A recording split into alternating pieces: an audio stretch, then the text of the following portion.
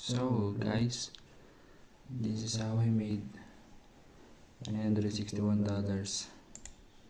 nung London session, saka nung London session tinrade ko yung German 40, and nung New York session tinrade ko yung nasa 100. And recap natin, ito munang London session nung tinrade ko yung German 40. So guys, simulan natin sa higher time frame. German 40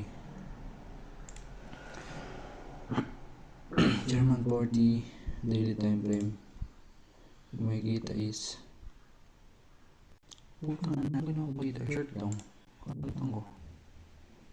Short. Ito. Tinig natin nung last week Friday, tinig natin tong kaya ito.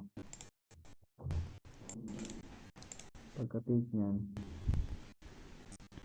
and pagka-close sa loob nitong C2 candle, itong C3 Monday, weekly open, nag-expand agad siya lower, pumunta dito sa may failure chinks na to. And ito tinrade ko Tuesday kahapon, and mark out ko lang tong 0.5 ng range na to. Ito 0.5 dito. Wait natin, umangat siya dito sa 0.5 and nag-respect niya. And around sa 0.5 na yan, pumunta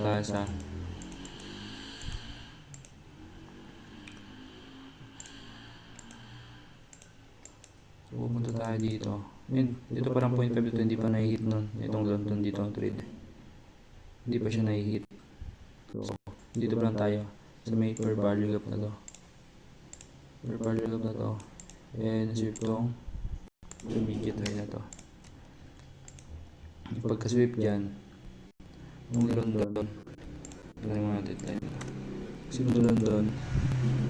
ito yung open 2 AM. Di ba 4 hour new 4 hour open ito? Yung 1 AM. May ito sa 4 hour. Ito 1 AM na to. Nag-open high siya. Dito. Kung makikita natin na nag-close siya sa loob ito. Yung 4 hour hanggang nag-close sa loob dito. In-expect natin yung next 4 hour hanggang expand lower into this equal lows or previous day low. Previous day low. Then nag-open, makikita natin dito meron tayong C2. Itong 2 AM na to, na-sweep niya yung previous candle high, which is yung 1 AM. Na-sweep niya yung high na yun, and tawag yan na fractal DT trades. Then nag-drop ako sa 5 minute. Pagkatapos mangyari, nag-drop ako sa 5 minute, sweep ng candle high. Nagkaroon dito ng CISD. Ito CISD na to. And pag-enter dyan, ano na to, valid entry na to. Pero wala pa ako sa search ito, mga 220 ako mga 220 ako nakapunta sa search, o 320 sa may Philippine time. Then hindi man na-miss yung unang trade doon. Nag-wait lang ako ng continuation na mess, kaya probable yung continuation kaysa yung pinakauna. Then nagpunta ako ng limit dito sa may second CSD na yan. Punta ako limit doon. Stop ko sa may itong 230 high, kasi kung makikita natin 30 minutes nagkaroon na ng C2 candle closure. Nag-close sa loob. Hindi, i-trade na natin tong 230 candle, 30 minutes candle. Then nilagay ko na stop ko sa may 230 high na yan. Then nag-enter ako sa CSD. Targeting this previous day low. Nitay ko na London in live weight. I made 314. Pares ibal to kasi hindi pa inantay ko na yung payout ko sa dalawang funded account ko. So ibal to. Isang 10k sa funded elite. Then namili ako ng isang 5k sa may equity edge. Then recap natin tong isang trade na to sa may NAS 100. Ito I made Giwal pa din. Ay putang yan.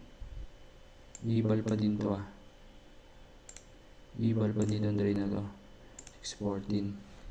2% na lang mapapasok na yung phase 1 ng equity edge. Giwal pa din tong trade na to. And recap natin to. Naman tayo sa NAS. Ito yan. Delete muna natin.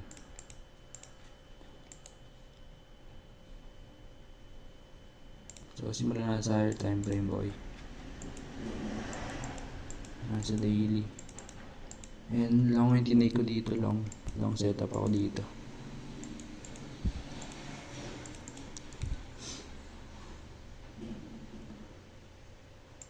So, makikita natin itong Monday. Pagkatapos niyang makitong high na to, is nag-reverse siya. Diba? Nag-reverse yung Monday open, parang yung German 40 lang. Is nag-expand lower. Expand lower ng Monday, wala akong trade ng Monday. Pero makikita natin dito, bakit kahapon ito yung candle na to, hindi ako nag-take ng continuation lower papunta sa low na to. Kasi makikita natin ito per value gap na to na run through, na disrespect na tong per value gap na to. So bullish talaga yung setup ko dito. Disrespect so in-expect ito as retracement. Kinabukasan yung kahapon, i-trade ko na meron ditong, tingin ko may C2 dito nasip niya itong nasip niya itong previous candle low na to. So may daily C2 tayo, dito in-trade ko itong daily C3 papunta dito. So tayo 4R. Pagka sweep, ito yung tinrade ko. So may loob ng continuation tinrade ko. So tayo 1R. Mas clear dito yun So pagka sweep, bullish talaga tayo kasi kita mo yung per value gap na to is di nag-hold at na-inverse siya. So bullish tayo, hindi ko pagka New York open, hindi ako nagharap ng trade papunta. Nagharap muna pala ako ng trade papunta dito. Kung anong gagawin ng 9:30. Pero yung 9:30, hindi na ito. H1. Yung 9:30. Nag-expand siya lower. Hihintay ko itong ma-sweep. Either dito sa side ng dalawa na to. Hintay ko ma-sweep. Then hindi niya na-sweep. 9:30 nag-open, nag-low. Nag-low siya dito. Hindi niya sweep pero yung ES or XPX 500 na-sweep niya. Kung merong SMT dito. SMT. Then pare-parehas lahat ng US 30, SPX saka nasa 100. Na-expand higher sila. So anticipate nyo na ito na reversal. So SMT to. SMT to 9:30 na to. So dito sa na to, sa 9:30, wala akong entry dito. Kasi makikita natin napakalaki ng CISD dito. Kung mag-enter ako dito, ganito mangyayari dyan. Kaya rules ko, nasa swing high low yung stop loss ko. May ganyan entry, tapos stop ko dito kaya dito. Which is ilang points? 140 points. So hindi ako nag-enter niya. Wait ako ng continuation. Pagka open ng tayo dito sa 5 minute gap na to. Ito ng 5 minutes CSD na din. Nag-anticipate ako ng continuation around sa na to. Then 9, 10. Ito yung 10.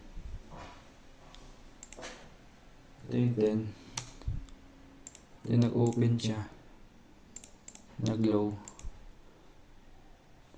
sa per value gap na to. Nag-open low siya. Then ginawa kong itong 5 minute candle ito, nag-drop ako sa may 1 minute time frame.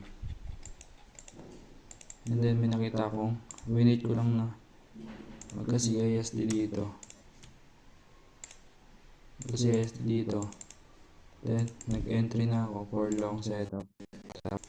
Sa retest dito. Stop ko sa swing low. Then TP ko sana dito. Pero target ko na lang nag-close ako ng TP sa may. Sorry guys, may kumusap sa akin. So ulit na ulitin natin. So di ba 5 minute candle? 5 minute time frame. SMT 9:30. Then nagkapunong gap.